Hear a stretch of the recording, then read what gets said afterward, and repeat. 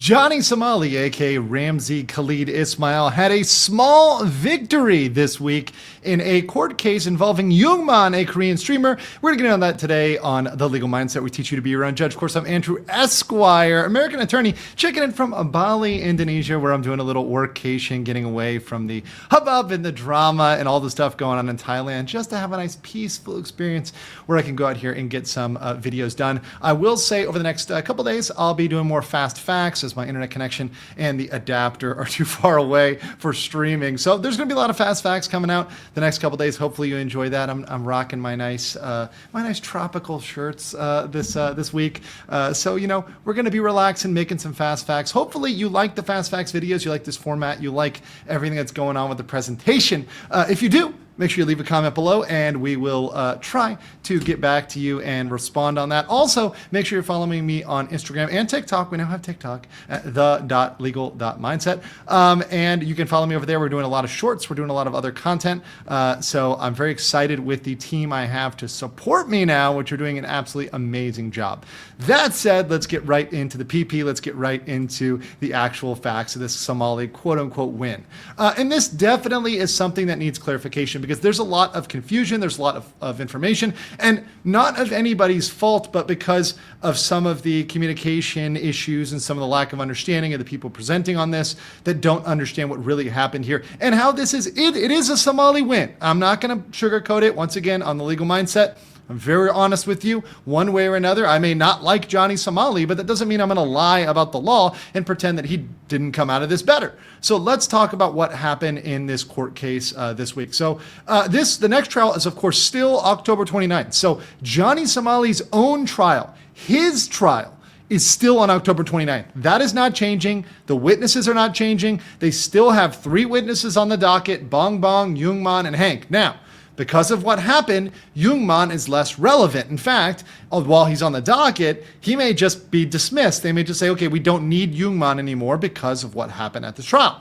Now, the trial of the streamer Youngman happened on October 22nd, 2025. Now, this was attended by the members of the SCT and Atozi. Atozi was there. Shout out to Grandpa Atozi telling me to stop cursing. And that's working out better on YouTube. But there needs to be a clarification because some of the things that were communicated have generated some misunderstanding. So first of all, Ramzi Khalid Ismail Somali was a witness during this trial. Now, this was a trial of Youngman. Now, Youngman faced not just a deep fake because he showed the deep fake of himself and of Hank making out half naked. Once again, it's a deep fake. He showed it on his stream openly, not as an accident. I believe it may have been shown multiple times. So essentially what happened was there was a kind of counters, right? There was, hey, you showed this, I showed this, we both showed this, so we're going to have charges against each other. Now, I actually know Youngman. In fact, I met Youngman. Here's me and Youngman. We did an interview, which I don't think I aired this interview, but I've talked about this. This was one that happened right before Youngman, who's the guy over there in the jacket and the glasses, threw a brick through the courthouse, the very same courthouse that Somali was involved in during the incident involving the Yoon, I don't want to call it, coup or whatever, electoral kerfuffle, right, that was going on in South Korea. He very much was against Yoon, and he went over to the court, threw a brick through the window, and he was arrested for that. So he's in jail. He's currently in jail. Now, Youngman's a very interesting character, and I can say this from having met him. He's very nice in person, and whenever you meet him, he's super nice. But he's sort of got this Jekyll Hyde thing where he'll be super nice with you, but then he'll go out and he'll say and do the exact opposite thing. So while he can be a very nice person, he often is led astray very easily and goes out and does things that are unpredictable and irrational. And, members of the SCT have met with his family and they've talked with him and they'll get some footage related to Somali and related to other incidents. And, I feel bad for him because he has a very nice family. Members of the SCT have met his mom, very nice woman. And he seems to have a good side. He just gets led down these bad paths. So he's facing 3 charges of which could put him in behind bars for a very, very long time. So he had a strong interest to not be in jail for the rest of his life and get rid of these charges. Therefore, when you look at what happened with this case, you see that he decided to get rid of those charges the way he could. Now, what happened at this trial? So Ramzi, Johnny Somali, was a witness. And one of the most important things for us to remember is Johnny Somali lied a lot as a witness, and the prosecutors took him to task. Now understand, this was not his trial, so they couldn't punish Ramsey as harshly for lying as a witness, but it's very important and very critical to show he is going to go into his own trial on the 29th, whether that's the last day or not. Remember, the 29th may not be his last day, and it certainly will not be the sentencing day. He will not be sentenced on the 29th. We're going to have a trial in November, December, some other time in the future. So he's not going to be sentenced.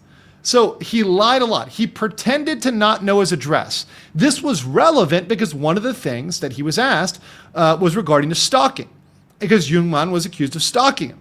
So if you are stalked, you need to know where you are stalked, because where are you staying, right? Where's your address? We pretended not to know. Well, how are you going to not know and say you're being stalked? He knows his address. He just doesn't want to say it because of the lie that happened during the court of his own trial. He said he's moved. He said Hank said he moved, right, during an interview with the K-Town Social Club. However, with the court, Ramsey said he hasn't moved. So there's a conflict. Has he moved or hasn't he moved? Was Hank lying or was Johnny lying, right? Whatever, like somebody's lying here, right? So he pretended not to know.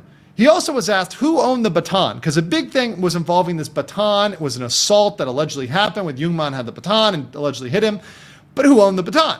Well, we all know it's Hank. We have the video to show it's Hank. It's clearly Hank's baton. Hank came out holding it. He was disarmed. And then, Youngman got the baton. So that was a big lie. So it just shows he's going to get on the stand and lie. And while he could get away with it in this trial, he will not get away with it in his own trial because he can be punished for that, and he can be, the judge can take that not kindly when it comes to sentencing. So Youngman and Ramsey did agree to settle. Now, what does this mean? What this means is that they both said, hey, we're open to dropping the charges against each other. Now, prosecutors in Korea have discretion. They do not have to drop the charges if they don't want to. They could keep going forward. However, they typically will do that. They typically drop them if they both agree to settle. So it is not a guarantee. It is not a guarantee. And in this case, because both parties had a strong incentive, the prosecutors are like, all right, this makes sense. And Youngman is the real winner here. I mean, yes, Somali got one charge dropped, but Youngman got 3 charges dropped. Once again, Youngman not entirely sympathetic. He's not the most sympathetic person, but he's just thinking about himself. He's saying, hey, look, I've got 3 charges. I'm going to go down to 0. Ramsey's got 1. He's going to go down to 0. Okay. So what does this mean? What does this turn out? So what happens here is 1 deepfake charge is gone. Guys, look at that. We had 8 charges. He loses 1. Yes, that's 1 less, and that does matter. But he still got all these other charges. And the maximum punishment, and this is very important, does not change. Let's go over to this. The maximum punishment is still 12 years. That has not changed. It's always been 12 years. Hasn't changed. The only thing that changes is each additional count of a crime, not a different crime, but an additional count. So once again, going back to show you, we have 4 counts of obstruction of business. So the maximum punishment for obstruction of business is 5 years, but each count increases the minimum under the guidelines. We had 2 counts of deepfakes. He still got 7 years max for that 1 deepfake with Bong Bong, but the minimum goes down. And he's got the 2 minor offenses acts. So right now, he's still facing 12. However, the minimum did decrease, and that is, once again, good for Somali. Somali should be happy about that.